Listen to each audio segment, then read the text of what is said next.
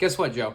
My name is Nicky Nuno, and today I'm going to be going over my thoughts on the Orlando Magic's 25-26 season. Obviously, the season's not over yet, so it's not like a season summary. I'm more so going over the things I think about the team right now, including players, the coach, our playoff matchups, things like that. Before I fully start with this video, I should mention that I already recorded about 90% of it before my camera died, which was very upsetting, and it was totally on me because I had the charger plugged into the wrong outlet, which is just awesome. I'd like to give a quick note before you watch the rest of this video, and that is that this video is not going to be as comedic as my first upload. I'm trying to be more informative with this one while also giving my own opinions in my own way. So if you're coming here just for laughs, you're probably not going to get many. But if you're coming here just to hear my input on the Orlando Magic season, stick around. Putting that aside, starting with the players for the Orlando Magic, I'm going to give an honorable mention to our two-way guys who we've had this season, who I honestly have not been keeping up with that much. I've seen a few minutes here and there for them. I saw Jamal Cain just got signed by us, which is great. I also believe it's his birthday, so happy birthday, Jamal Cain. He's been very good for us in the 27 games that he's played, something like that. Pretty decent player. I've liked some things I've seen from him a lot. Some things I've seen, I'm like, he's okay. But I think signing him for the rest of the season is a good idea. Other two-way guys that we've had include Colin Castleton and Orlando Robinson and Alex Morales. But I don't really know a lot about these guys, so I'm not going to sit here and act like I do and make a whole segment on them. Okay, now going into the players that I'm actually going to cover completely, we're going to start with the point guards of the team. And now starting off, we have my least favorite Magic player in general that we've had all year, and that's Tyus Jones. Now, I don't dislike Tyus Jones a person. I think he's probably a good guy. I don't know anything about him, honestly. But what I will say is that whenever we get this guy, expecting him to be, a good starter, expecting him to probably be able to run the offense a little, whenever Jalen Suggs is out or Anthony Black is out, and you expect this guy to come in and be, like he's been for other teams, a good assist-to-turnover ratio guy, and he comes in and just isn't that really at all. Whenever he plays, it's just very upsetting. And not only that, his efficiency wasn't good either. He averaged 34.2% from the field and 29.4% from three. That's not good. Now, I know you're a small guard and stuff, and I don't think his numbers have ever been too insane efficiency-wise. But whenever we get you, expecting you to at least be a decent shooter from deep, whenever we've needed that for a while, it's just very disappointing. With that being said, I'm glad we gave it somewhat of a chance because I honestly was a person wanting to recruit Tyus Jones for a while for this team. I'm just glad he's moved on. I hope he has a good rest of his career. Nextly, we have his replacement, which is Jevon Carter. Jevon Carter, in my opinion, has been a very good player for this team. He has been such a dog, and going from a guy like Tyus Jones, where he comes in and you just feel disappointed whenever he plays, to Jevon Carter, where he comes in, you can really feel the team just feel comfortable playing with him.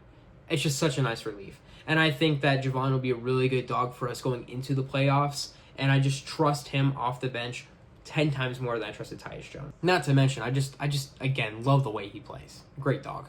Nextly, we have our newly bald king, Jalen Suggs, who is one of my favorite players, if not my favorite player. The only competition is this guy right here, Paulo. But we'll get to him later.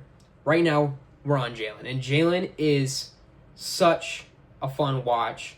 Even if he's getting injured occasionally, even if he's not the most efficient player in the world, whenever I watch Jalen Suggs play, I just feel happy. I watch him play, and I feel like I'm in Kia Center whenever I watch him play. I get so excited from his different defensive possessions and things. It's just so entertaining to watch. And I'm hopeful that he will be able to keep that and turn it up even more in the playoffs, which in my opinion we've seen before. So I'm very excited for the playoffs with him in it, especially whenever he's been injured and stuff. It's a fun get back to see him on the team again. Now, Jalen has not been shooting too good from three this season, only at 32.5%. However, his defense has stayed up. He's averaged about 2 steals and 1 block a game, which for a guy that's just 6'5", that's really decent defensive numbers.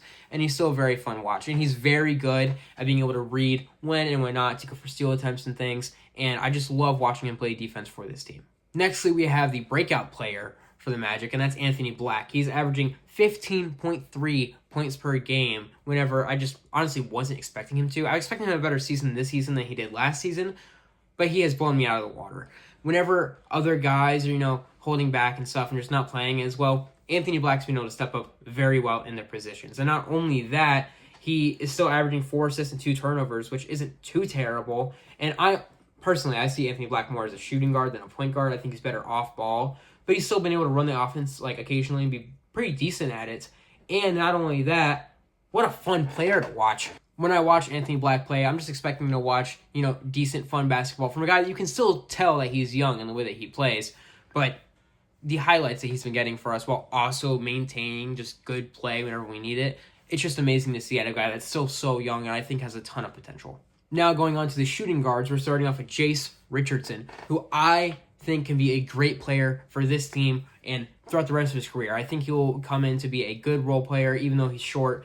They have him listed as shooting guard. I think he's more of a point guard just because of his height. But even with that, even with his questionable position, he is a very good player, even with the height. And I know he's had limited minutes. His stats aren't jumping off the board or anything. But it's still really fun to watch. And even if he's, almost dying during the All-Star break, I believe in him. And I think this guy will be great for us in the future. Nextly, we have Desmond Bane, who obviously new acquisition after trading KCP, Cole Anthony, and picks. I have loved the way he's played for us. Even though in the beginning of the season it was fairly rough, he's bounced back very well, especially after the turn of the calendar year. And he is at near 50, 40, 90 on the season, which again, insane considering how rough his start was. Now, even though he's shooting so good, his three-point attempts have dropped, which is a little bit disappointing to me whenever I think that he can, probably step it up and probably be more of a three-point presence for this team, which is what we acquired him for. But with that, with him going from 8.5 to 6.5, I still think he's very good for this team. Bane is averaging around 20 points a game, which is very good, in my opinion, especially next to a guy like Paulo and a guy like Franz, who also are averaging over 20. I'm just so happy to see him playing well here in Orlando because I honestly thought he would drop a little bit more when he came here, and he's fit in very, very well. Whenever either Paulo or Franz has been out, he's been really consistent. Pretty good guy, staying healthy on the court too. It's just a fun watch, and I'm so happy with how he's playing for this team, especially in like the recent stretch. Just him and Paulo have been going back and forth with amazing games. Now, I have two minor complaints with Desmond Bane, and that is his fouling, because he doesn't get a ton of fouls, but some games he gets more than you'd like him to. And that just worries me going into playoff time because I'm worried that if we go against a nitty-gritty team, he might be fouling out, and that would not be a good thing for this team, especially with how good he's been playing. Another thing with him is I believe he's the most blocked player in the league, which is kind of impressive. He goes up for those drive-in quick layups, and his short little arm just can't get it there fast enough sometimes, and it's kind of hard to see. But I honestly think that we could eliminate the detriment that has if you up his three-point attempts, which I think coaching should do. Now going into the small forwards of the team, I'm starting off with Franz Wagner, who has not played a lot this season. He's been very injured. He's only played 28 games, so I'm not going to talk about him a ton. But in those 28 games, his three-point percentage has gotten way better versus the last two seasons, which is very nice to see. He's shooting 36.5% from three, which, again, nothing out of this world, but compared to the other season where he would shoot the ball and I would expect it to land in my lap more than hit the rim, it's decent. Additionally, Franz is averaging 21.3 points per game, which is just nice to see whenever you have a guy getting injured this much that he can still come in off of injury and play decent basketball. Franz, I think he'll be great for this team for a long time. Nextly, we have Jett Howard, who I am a big believer in. I know a lot of people aren't, but I think Jett Howard can be a great piece for this team, even in the long run. But my main thing with him is, I think the team's moving on from this season, which is kind of disappointing because he's shooting 34.9% from three, which is just okay. But I think that if he got more play and stuff, I think he could be more consistent from there. And he's averaging 40% from the field, which that's not great. But at the same time, he's also averaging 6 minutes. So that's not amazing. And that honestly can give more reason to his percentages being kind of low.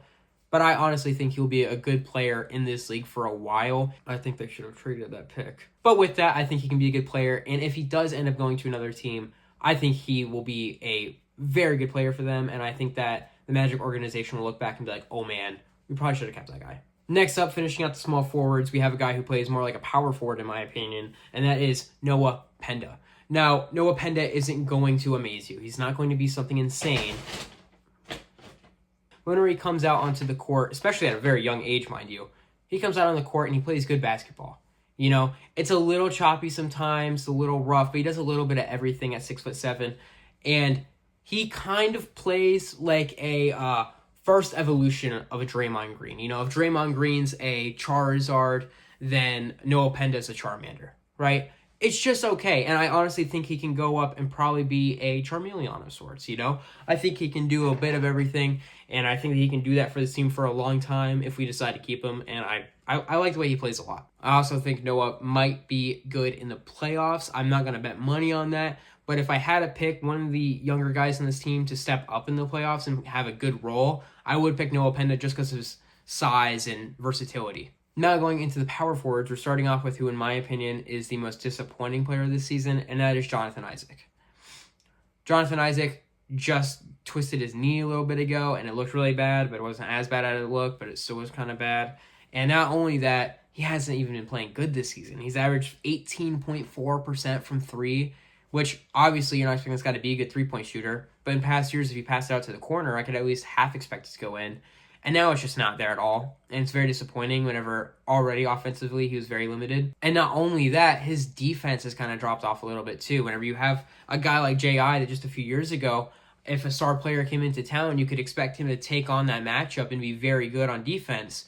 I'm just not expecting that anymore. And that's hard to say whenever the guy's getting paid so much money. Now, I know the Magic are trying to do a thing with his contract where they can either waive him and sign him back, or kind of, I think either that or like limit his contract to just ending next year. It's something like that. Don't quote me on it. But they're trying to kind of change around his contract a little bit to fit the future of this team, which I think would help. If you can't really do that and you have to get rid of him, at this point, I don't think that'd be a terrible option. Now, I like Jonathan Isaac. I don't know. I just don't trust him being a good actual world player for this team going forward, especially with how bad his offensive game can be at times. Next up for power forwards, we have my either favorite or second favorite player or tied for first.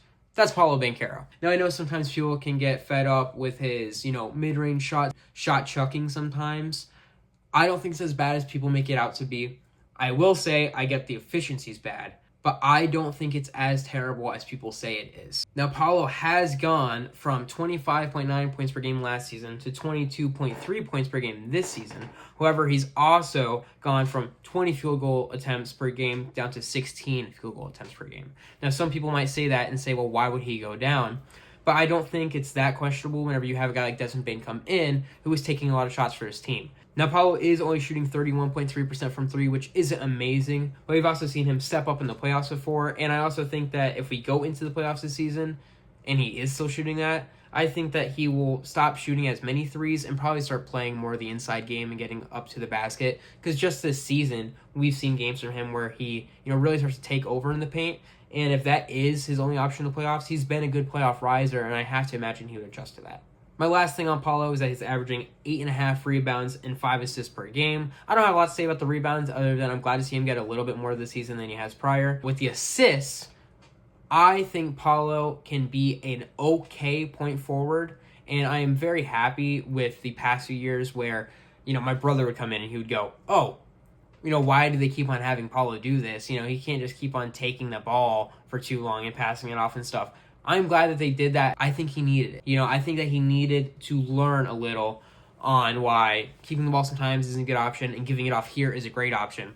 Because now I have more trust in his playmaking than I have prior. And I think that if we get the right matchup in the playoffs, those 5 assists might be able to go up. I think he could average maybe like 6 or 7. I think he'd be a great addition for the team with his playmaking ability in the playoffs. But I am a little worried about it too, because I also could see a world where we get to that point and then it's just not as good and it kind of goes down a little bit.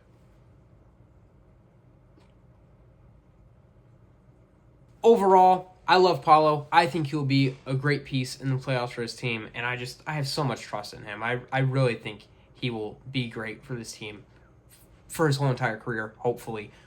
Please don't go to Seattle whenever they come up. I won't blame you if you do, since I know you have the loyalty and I know you come from there. But if you go there, I'm just going to be a little upset he's spaghetti. Starting off with the centers for this team, I'm going with Mo Wagner first, who is coming off of his injury. Now, Mo Wagner last season averaged 19 minutes per game, and this season he's only down to 13, which, isn't too amazing. And honestly, it's just hard to watch this season because he was so good previously off the bench. I was a big promoter of Mo Wagner propaganda. I thought he was one of the best six-man in the whole entire league. I thought he was the best bench scorer in the whole league, and I don't think many people could disagree with that a season ago. But this season, it's just been rough. He went from 56% last season from the field down to 42%, which is just so sad to see. He's also gone from 65% last season, which isn't too amazing for centers, but it's very good, especially whenever you see the type of finesse shots he tries to get off to the paint. He's down to 48% when it comes to shots inside the arc, which is just, it's very hard to watch. Now, again, he's coming off an injury. I can't be too disappointed in him for that. I hope that next season his numbers will go up. I doubt that they'll turn around this season. But overall, I still love Mo Wagner. I think he's a great player, and he's still okay off the bench. It's just you need that efficiency to go up a little bit, and I hope that next season it'll turn around for him. The next center we have is Goga Bitadze, who I saw many people rallying to trade, and I can't get too mad at them because having the option of Dell and Mo is very good. But Goga just provides something that I don't think either of those guys provide, and that's a very old style of kind of center play where he's just staying in the paint, getting good shots up right there. I mean, you look at his 2-point percentage, he's at 72%. That is very, very good in my opinion. Whenever you have a guy that's just like not playing a ton, he's not getting a lot of shots up. If you bring him in off the bench though, and you throw him in that paint, he's going to make some buckets, which is just really nice to see, even though he plays such an old style of ball. Now, even with that really good percentage, his minutes have dropped down from 20 last season to 15 this season. And with that, his blocks have dropped from 1.4 to 1 even, which isn't too terrible, but with the guy playing such an old-fashioned way, I've always wished since he's been on the team that he's been a little bit faster, and he's just not. He's a very slow-footed guy, but he's still fun to watch, and I think that he does a good job doing little things for the team in the paint whenever we need that bench unit to come out and play good basketball. I think he can provide that. Not only that, I am a big believer of him for playoff time. I think you're going to have teams that have their centers come in. I think Goga will be a good bench piece to stop them from scoring a little and to be able to score on them. Lastly, for this team, I'm going to cover Wendell Carter Jr. Now, Wendell is a decent starter for this team. He's okay on defense. He's fairly switchable at times, which is kind of impressive for his size. But he's not the best center I've ever seen. He's a very middle-of-the-pack kind of guy. Some games he's way more dominant than others, though, which is a good thing and a bad thing because you have games where you see him play that dominant, and it's oh, yeah, let's go. Wendell's like this. But he's only like that occasionally. He's not like that all the time. And if he was like that all the time, I'd be very happy with it. But instead, I just have to be okay with him being there, sometimes and sometimes being there just a little bit. Wendell's 2-point percentage this season is at 61.7%. And I think it's okay. Again, it's not touching, Goga's 72%. Now, I'm not going to harp on his percentage inside the arc too hard because while watching it and stuff, it still seems fairly efficient. It's just, I wish it was more consistent because he'll have games where he plays way better in the paint. I think he had a Laker game where he just went absolutely insane. And then you'll have games where he just gets stopped and it just doesn't look great for him. Now, the best thing for Wendell this season has been his 3-point percentage. Not that it's out of this world, but as far as the best upgrade that he's had last season, it looked really bad. I'm sitting there looking at this team. We need shooting and stuff. We get in KCP and he's not doing a lot. And not only that, other guys on the team aren't shooting great. And one of those guys was Wendell. His shooting last year was 23.4% from 3. That is bad. Okay, now I know he's a center, but you would pass to him, and for the season prior, we trusted him from 3. And he was just shooting absolutely abysmal from there. Now this season, he's shooting 32.2%, which again, nothing too crazy. It's not the best thing I've ever seen. But it's somewhat reliable. And whenever you have guys going in the paint constantly, whether it be Franz or Paulo, if you have Dell as an option to pass out, it just helps out the team a lot. And seeing him shoot the ball better makes me very happy. Now, those are the players of the Magic. Next, I'm going to get into a fairly sore subject for Magic fans. And honestly, fans of the NBA that keep up at all with the Magic or know anything about them know this has been a sore subject all season, and that's Coach Mosley. Jamahl Mosley has been a decent coach while the Magic have been rebuilding, while they've been, getting in Paulo and Franz and Suggs and all these guys to build around. I've trusted Mose to get these players to play really well, and it just hasn't been consistent at times. One thing in Magic basketball is never consistent. You just cannot expect consistency with this team, and that's okay. But once these guys are, going in to win, next season, And honestly, what should have been this season, but I'll give them a break here because it's the first season of getting everything together, and sometimes we need to give these guys breaks. Sometimes we need to give these guys breaks when it's the first season working together. But if it's not together by next season, we need to get rid of Mosley. And I don't say that lightly because I like him. I think he has been good for the rebuilding. I think some of the guys like him. And in past seasons, it seems like the player-coach relationship has been very good. But I probably don't need to tell you, if you've kept up with Magic basketball, this season it just has not seemed as good. Now, again, I don't think I or any other Magic fan know the full extent of this, unless you are in the locker room. But from what we can see, what we can see on the court, and what we can see on the bench, anytime these guys have huddles or anything, that relationship seems like it's getting altered pretty badly. You have, their quotes coming out after games that they're disagreeing with each other and things. And it honestly, in my opinion, seems a little bit like Mosley isn't taking accountability sometimes, which is not a fun thing to see out of your head coach. Now, Mosley teams have always been fairly good at changing how they play after the All-Star break and playing better basketball and getting more wins. But I don't think you can have that whenever you have, your president of basketball operations come out and say, oh, we're not trying to win the East, we're trying to win the NBA. You can't have a coach that just can't win in general for the first half of the year and say something like that in the beginning of the year. You just can't have it. So I think that if Jeff Weltman wants to stand on his stuff and replace Mosley, I think that could be a good thing for this team. I've seen people want the old Denver coach on the team, and I get it, because if this team can be better offensively, I think that's great. My only problem with that is I think Mosley has done a good job keeping a good defense for this team, even if he didn't have it the first half of this year. His other years, even if we were playing bad the first half, the defense was always decent. And I love watching this team play good defensively. I would now want them to get a new coach and that switch up. I'm going to try to finish up on this section for Mosley, but the last thing I want to say is my biggest problem with him is probably the fact that we, one, just aren't good at shutting out teams at the end of games. We'll get into close games and things, and if we're above, we just don't stay above for long. It's just very hard to watch. If you're a Magic fan, your heart is just like, I have to probably go to a cardiologist. It's that bad. I cannot imagine that my heart health is great watching this team every game. Additionally, coach just isn't great at getting ahead of other teams. Like, we'll play the Wizards or something, and it'll be a close game the whole game, and it's very upsetting. Or we'll pull ahead a little bit, and then we get brought right back. The other team starts coming in and scoring, and there's no adjustments being made. At least it feels like it. And with that adjustments thing, I can't really question myself for feeling that way whenever I have the best player on the team coming out and saying, other teams normally adjust, and we just aren't doing that right now.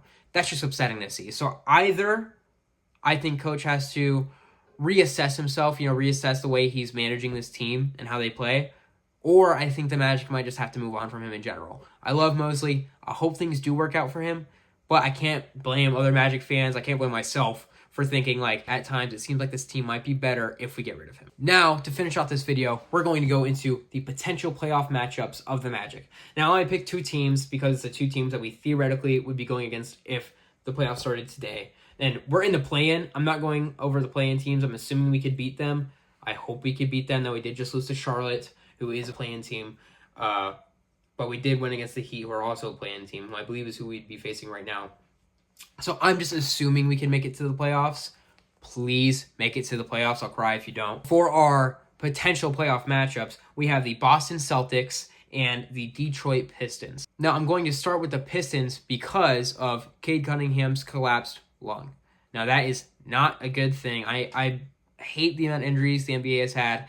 I've heard people talk about maybe less games. Heard people talk about many things just in the NBA for trying to get less injuries. And I honestly think anything you can do is good because there's way too many player injuries. And it's just hard to see these guys get so many back-to-back throughout their careers. Whenever, yeah, obviously injuries are always going to be a thing with basketball. It's always going to be a thing with professional sports. But it feels to most people like it's been getting worse recently, especially whenever you have, playoff runs where Damian Lillard's getting a bad injury, Tyrese Halliburton is getting a bad injury. Just things like that really aren't fun for the fans to watch whenever you want to root for your team. With that being said, if the Magic go up against the Pistons and Cade Cunningham isn't there, I am taking the Magic in 5. I don't think it's that much of a question for the Magic to win that series, and it shouldn't be if we are managing our stuff properly. I think the only way you drop that is if one of our players gets injured or if coach just drops the ball, and I really hope neither of those things happen for us. Now, opposing that potential playoff win is if Cade comes back before the playoffs, which I honestly hope happens because I want to watch a good series, and I think that series would be 10 times better if he's there. But Cade is an absolute dog against this team. On the season, Cade is averaging 24.5 points per game and 10 assists, which is very good from a point guard. I think that's all NBA numbers. He is just absolutely incredible, and I've liked seeing the way that he's gotten better over the years since I've been watching basketball. As far as Cade in the playoffs goes, he's only been in one series, okay? But in that series, his numbers stayed the same. He averaged about 25 points per game, and seeing that happen with his 24.5 this year in the regular season, it doesn't give me confidence that those numbers will go down at all if he faces the Magic. In addition to that, the Magic have gone against the Detroit Pistons 3 times this season and have gone 1-2 in those games, with Cade Cunningham dropping 29 points, 30 points, and 39 points in those games. That is just not something you want to see whenever that might be your potential first-round matchup. So, if we go against Detroit in the playoffs and Cade is there, I personally think that we will go to a Game 7 and it'll be a coin flip. Honestly, seeing how this team has worked this season, I would take the Pistons very reluctantly, but just because I like Cade Cunningham's game a lot, and I think that if he's back to full health by then, that him and Jalen Duren and Tobias Harris would be great against us. If I'm going to talk about the Pistons for the playoffs this season, I can't talk about them without bringing up Jalen Duren, who, whenever I did my 2K rebuilds of the Magic previously, I would always trade for him because he was a young guy who I always thought was just a great center. And seeing him have this breakout year where he's averaging 19 points per game, and he's an all-star with 10 rebounds, it's a good watch. And him next to Cade Cunningham is a really good duo. And I don't think the Magic have many Jalen Duren stoppers on the team. And if we go into a series with them, it's just, I don't know how we're going to stop that duo in a game, let alone in a 7-game series. For our next potential matchup for the Magic, we have the Boston Celtics. So the Magic have lost to previously in the first round. And if we go up against them this year, I don't think there's any chance that we win that series. I don't think that it'll be the worst thing in the world, but seeing how Jaylen Brown has played this year, averaging 28.5 points per game as the number one option for that team, it's just been very impressive, especially whenever I was one of the people who believed that they would not come in nearly as good this year as they did last year. I went into the season thinking they'd be going for a pick this year, so you could get a good pick to go along with Jaylen Brown and Jason Tatum going into next year. However, they didn't see it like that, and they went, you know what, no, we're going to build this team around Jaylen so we can get wins this season and hope Jason can come back. And now Jason Tatum's back, and he's only played 6 games for them, but in those 6 games, he's still averaged 20 points per game on, granted, pretty meh efficiency. But if you go against them in the playoffs, I trust that team to admittedly beat the brakes off the Magic. You have guys like Neemias Queta and stuff. You have Nikola Vucevic, who they just got. It's just not going to be good if we face them. And I can totally see where we get into a series with them and Magic fans are on their feet like, oh, let's go. We're going against this Boston team with, they lost all their players and stuff. They did not. Okay? Their guys that were there before came up and stepped in where those positions were left off. Jaylen Brown has just picked up so much slack, and I love the way he plays. He plays so good, and it reminds me of like old Jordan games, kind of. Just like amazing, shooting guard, small forward who can come in and dunk like crazy, but also a really good mid-range game that just can carry a team sometimes. It's very impressive to watch. Not only that, with Jaylen Brown in particular, I think his finals MVP was very warranted. I'm actually very happy that he's had this season because I always was kind of a believer in him. And whenever people were harping on him back then and saying like, oh, Jason Tatum doesn't have this, finals MVP and stuff because it went to Jaylen Brown. And then people were trying to discredit Jaylen Brown for that. That was very stupid. Very stupid. I don't know if many people remember that, but that was bad because Jaylen Brown is a great player. And as a number one option, he has been so good this season. Now, the Magic have played the Celtics 3 times this season and also went 1-2 against them, just like they did against the Pistons. And in those games, Jaylen Brown has been very good against the Magic. In one of those games, dropping 35 points. And I just don't see us going into a playoff series and playing good defense against them. Now, if we had a Jonathan Isaac that was on top of his game, I think it could be a really good matchup. But we just don't. He just hasn't been there this season. And with a guy like that, I'm just not expecting him to be there for the playoffs. So it's just a tough break. I think that either of these matchups are a coin flip. I think that if the Magic go in and can be on top of their game, they'll have a chance against both teams. But that chance is very small against the Celtics. And against the Pistons, I think that chance is only there for the taking if Cade Cunningham is not there. With all of that being said,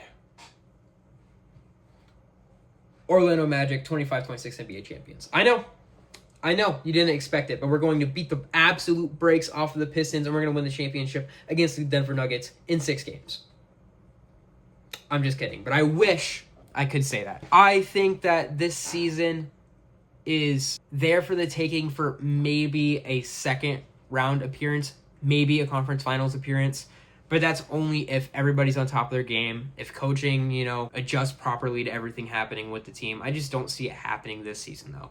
I think that for the Magic going forward, next season is going to be the season to look forward to, because all these guys are getting more comfortable with each other. I think Mo might be able to come back next season. I think if you can get Jonathan Isaac off of his deal right now and back on like a veteran minimum, and then you get in another guy to come in and play backup power forward, or if a guy like Noah Penda comes in and he's on his game and can start doing a lot of the little things that he's been doing this season, I just love that, and I think that we could be really good next year and the year next to that. And if we can do all of that, I believe in this team in the future. I just do not believe in them this season. With all of that, that will conclude my video on the 25-26 Orlando Magic season so far. I really hope you guys enjoyed. If you guys want any type of specific NBA content in the future, just let me know. And yeah, I love my wife. Have a great day.